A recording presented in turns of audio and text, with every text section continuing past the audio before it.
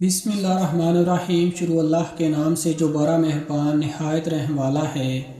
رسول اللہ صلی اللہ علیہ وآلہ وسلم نے جب ہجر سمود کی بستی میں غزوہ تبوک کے لیے جاتے ہوئے پڑاؤ کیا تو آپ صلی اللہ علیہ وآلہ وسلم نے صحابہ رضی اللہ عنہ کو حکم فرمایا کہ یہاں کے کنویں کا پانی نہ پینا اور نہ اپنے برتنوں میں ساتھ لینا۔ صحابہ رضی اللہ عنہ نے عرض کیا کہ ہم نے تو اس سے اپنا آٹا بھی گوندھ لیا ہے اور پانی اپنے برتنوں میں بھی رکھ لیا ہے۔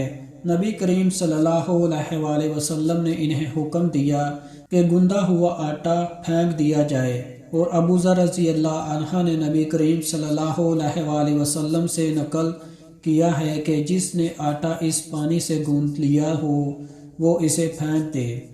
ابو ذر رضی اللہ عنہ نے بیان کیا کہ میں نے عرض کیا یا رسول اللہ، سب سے پہلے روئے زمین پر کون سی مسجد بنی تھی؟ آپ صلی اللہ علیہ وآلہ وسلم نے فرمایا کہ مسجد الحرام۔ انہوں نے بیان کیا کہ پھر میں نے عرض کیا اور اس کے بعد فرمایا کہ مسجد الاقصی۔ میں نے عرض کیا ان دونوں کی تعمیر کے درمیان کتنا فاصلہ رہا ہے؟ آپ صلی اللہ علیہ وآلہ وسلم نے فرمایا کہ 40 سال۔ پھر فرمایا اب جہاں بھی تجھ کو نماز کا وقت ہو جائے وہاں نماز پڑھ لے، بڑی فضیلت نماز پڑھنا ہے۔ سبحان اللہ۔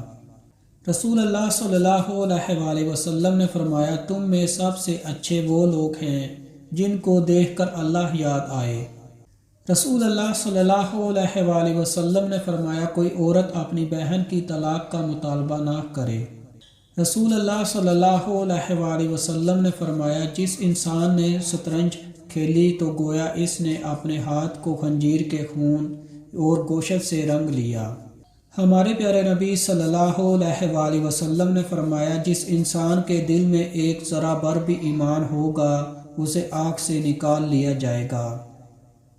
ہمارے پیارے نبی صلی اللہ علیہ وآلہ وسلم نے فرمایا صبر پہلے صدمے کے وقت ہے، اس کے بعد تو انسان غم کو آہستہ آہستہ برداشت کرنے لگتا ہے۔